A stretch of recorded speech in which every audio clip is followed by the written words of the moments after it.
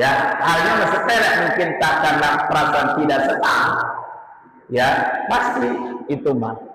Karena kalau sama-sama senang, sama-sama ridho, nggak ada pertumpahan darah. Makanya manusia yang tidak punya sifat rodiyah bukanlah manusia. Nah, di sini kita jelas ya. Ingat ya, asal ketidaksenangan manusia itu disulut apinya oleh setan, oleh iblis. Nah, yang ketiga cirinya mardiyah. Ya, cirinya mardiyah, ikhlas dan ridho ya tanpa pengecualian apapun itu kehendak dari Allah. Maksudnya gimana? Maksudnya dalam kehidupan kita lah yang lebih dekat. Kita dagang, udah nyiapin berbagai macam perlengkapan dagang kita, bahkan kita mengeluarkan anggaran yang lumayan besar.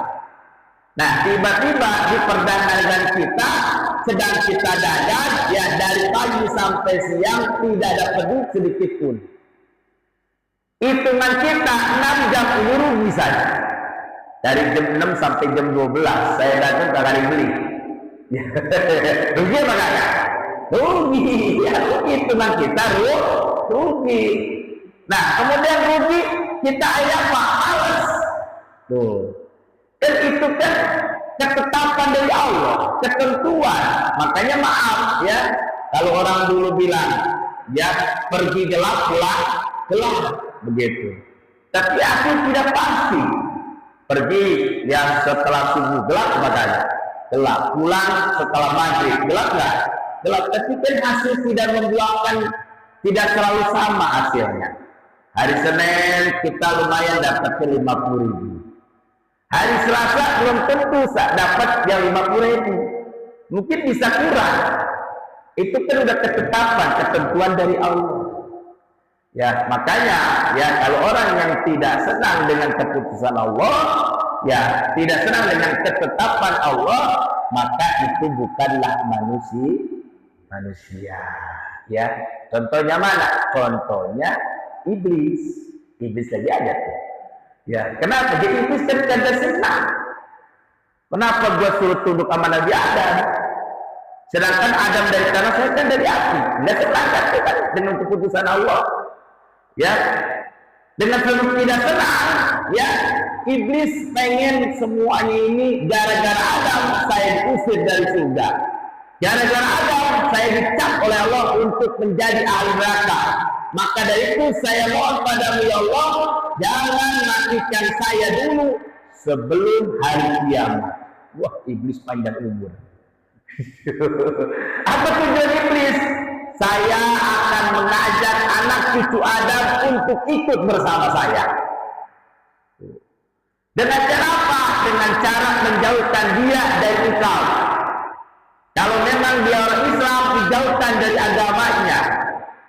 Ya, kalau dia memang orang kafir, dia supaya menyembah selain engkau. Dan itu kan iblis pengennya. Kenapa? Dendam intinya mah. Ya, nggak senang keputusan Allah, harusnya mah Adam yang tunduk sama iblis. Karena kalau secara logika kata iblis, muliaan mana? Tanah sama api, coba. Muliaan mana tanah sama api? Muliaan api. Ya, kenapa? Karena api bisa membakar tanah. Ada nggak seperti itu? Ada. Contohnya apa? Batu bata. Ya kan? Api ngebakar tanah, jadilah batu bata. Sekarang tanah nggak bisa ya menciptain api, karena bakal bisa. Ya, kalau tanah bisanya ngeluarin gas. Bisanya tanah ngeluarin gas, ngeluarin minyak bumi, itu tanah. Tapi api tidak bisa mengeluarkan itu tanah. Ya, begitu. Makanya ada bahan bakar minyak itu kan asalnya dari tanah, digadinya di dalam tanah, keluarlah ya, diproses sedemikian mungkin jadilah yang namanya pertalite. Sebelumnya bensin, dari bensin menjadi yang namanya pertama, kemudian menjadi yang namanya bensol, itu asalnya kan dari tanah, asalnya minyak-minyak juga, begitu.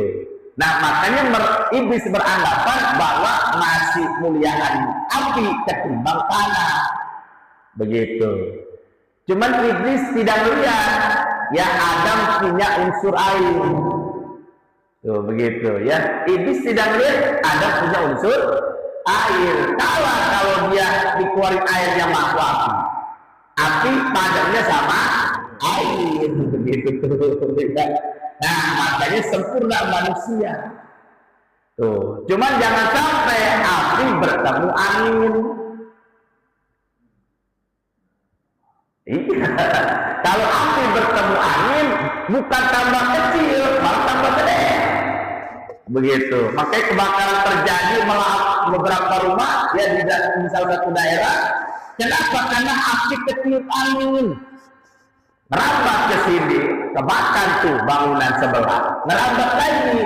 Coba kalau nggak didatengin pemadam kebakaran, kan sumbernya memadamin api pakai apa? Pakai air.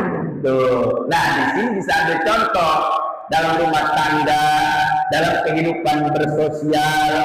Kalau dia sedang ada gejolak api, jangan kita tambahin angin, ya maka kita siram sama air, ya gitu, ya. Jadi kalau istri sedang marah-marah, jangan dibentak, siram air, gitu. Maksudnya apa? Maksudnya kita ademin. Jadi rumah tangga itu kalau semuanya api, itu yakin bakal pecah. Ya kebakaran semuanya. Dia marah-marah mulu, kita sewot. Akhirnya tanpa sengaja tangan main, ya kan? Tangan main. Kenapa? Karena dari api ketemu api. Coba kalau api ketemu air mah, dia lagi marah, udah kita diem aja, antepin. Begitu ya. Ya udah ajak mana? Udah ajak makan bakso. Gitu ya. Ya asal juga jangan api ketemu angin. Bahaya. Udah lagi ribut sama suami, tetangga ngomporin. Ya kan? Nah itu kan angin, tetangga ngomporin angin kan. Ya udah yang berantakan semuanya. Tuh, makanya inilah kehidupan yang kita sedang tanamkan untuk diri kita. Ya dalam rumah tangga kita terapkan ada api, ada air. Begitu juga seorang istri kalau suami sedang marah, jangan dia nyewotin lagi. Udah diemin, antepin. Emang bapak kenapa marah-marah? Emang kurang kan? Gitu, dok sekalian. Nah itu juga pasti dan aku tukar juga. Begitu tuh, ya. Nah begitu, ya. Gampang laki-laki mah, ya. Kenapa dia marah-marah pusing, puyeng palanya? Begitu. Coba tagerokin kayak iya puyengnya. Begitu tuh. Nah itu ya. Nah begitu juga dalam kehidupan bersosial kita bertetangga, ya.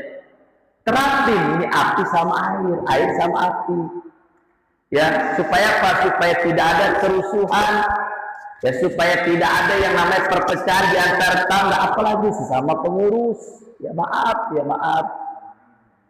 terkadang di depan memanis,